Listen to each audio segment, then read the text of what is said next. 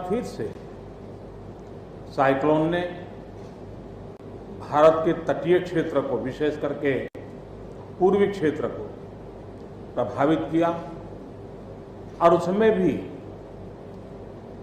सबसे ज्यादा दुष्परिणाम पश्चिम बंगाल के हमारे भाइयों बहनों को, पश्चिम बंगाल के नागरिकों को, यहाँ के संपत्ति को बहुत हानि पहुंचाई है। साइक्लोन की संभावनाओं से लेकर के लगातार मैं इससे संबंधित सभी लोगों से संपर्क में था। भारत सरकार भी सतत राज्य सरकार के संपर्क में थी।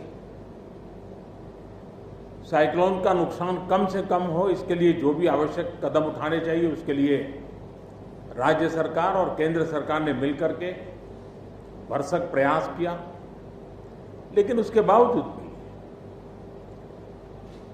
करीब करीब 80 लोगों के जीवन हम नहीं बचा पाए।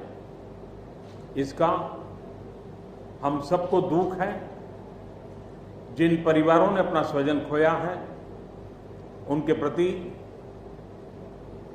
केंद्र सरकार, राज्य सरकार और हम सबकी संवेदनाएं हैं और इस संकट की घड़ी में हम उनके साथ हैं। संपत्ति का भी नुकसान काफी होता है, चाहे एग्रीकल्चर हो,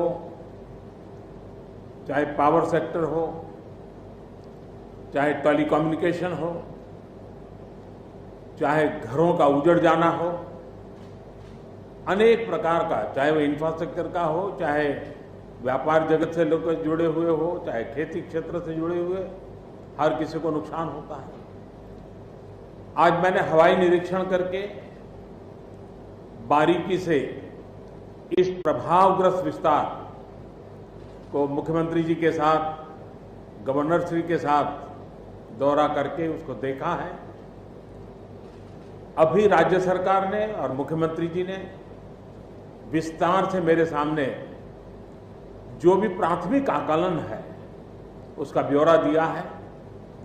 हमने तय किया है कि हो सके उतना जल्द डिटेल में सर्वे हो, कृषि का हो, पावर सेक्टर का हो, टेलीकम्युनिकेशन का हो, घरों की जो स्थिति है, इंफ्रास्ट्रक्चर की जो स्थिति है।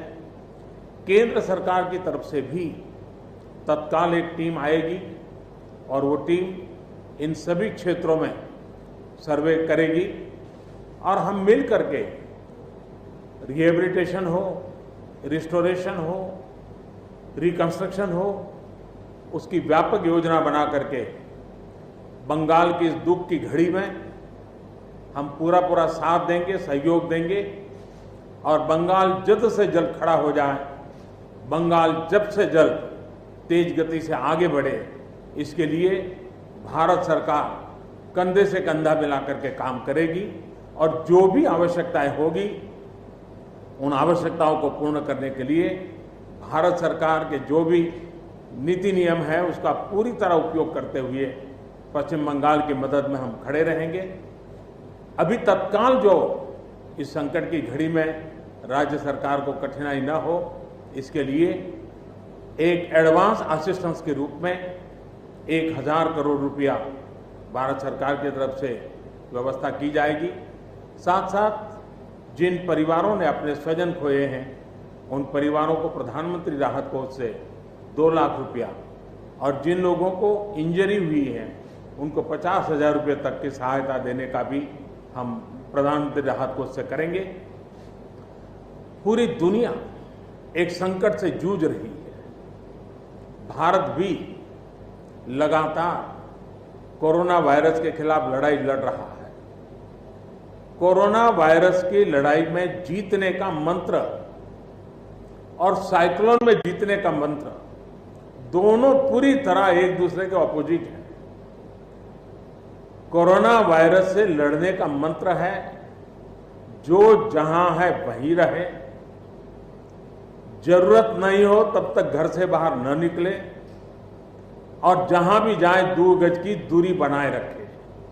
लेकिन साइक्लोन का मंत्र है कि साइक्लोन आ रहा है, जल्दी से जल्दी सुरक्षित स्थल पर आप शिफ्ट कर जाइए, वहां पर पहुंचने का प्रयास कीजिए, अपना घर खाली कीजिए।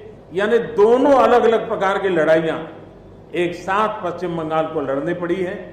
लेकिन उसके बावजूद भी ममता जी के नेतृत्व में राज्य सरकार ने भरसक प्रयास किया है। भारत सरकार ने भी लगातार उनके साथ रह करके इस संकट की घड़ी में जो भी आवश्यक, जो एडवांस में करने योग्य था, जो उसी समय करने का योग्य था और जो आगे दिनों के करने की आवश्यकता है, उसको भी पूरा करने का हम प्रयास करेंगे। आज समग्र देश को जिनके लिए गौरव है, ऐसे राजा राम मोहन राय जी की जन्म जयंती है और उस समय मेरा पश्चिम बंगाल की इस पवित्र धरती पर होना मेरे मन को छूने वाली बात होती है।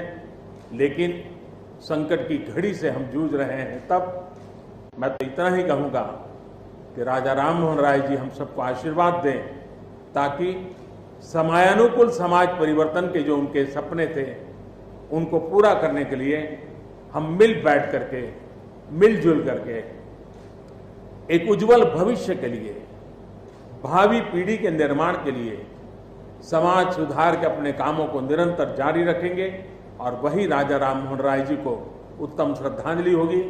मैं मेरे पश्चिम बंगाल के सभी भाइयों बहनों को विश्वास दिलाता हूं कि संकट की घड़ी में पूरा देश आपके साथ है।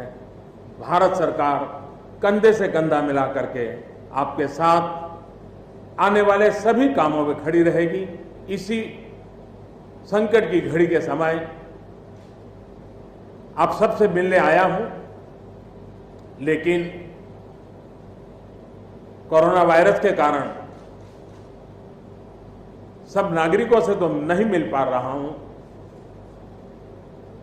मन में एक कसक तो रह जाएगी।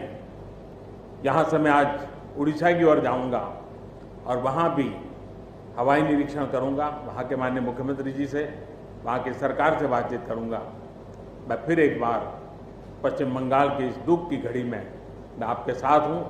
जल्द से जल्द आप इस संकट से बाहर निकले, इसके लिए मैं पूरी तरह आपके साथ रहूंगा। बहुत बहुत धन्यवाद।